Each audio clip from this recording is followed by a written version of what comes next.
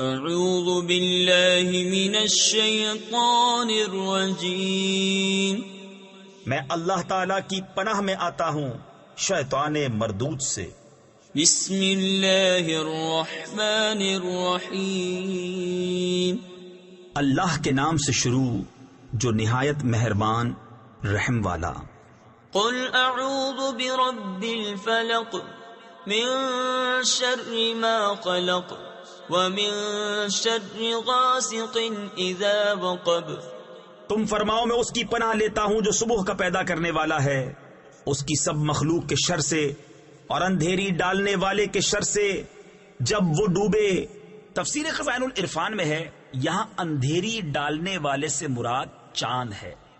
ومن شر النفاثات في العقد، اور ان عورتوں کے شر سے جو گروہ میں پھونکتی ہیں۔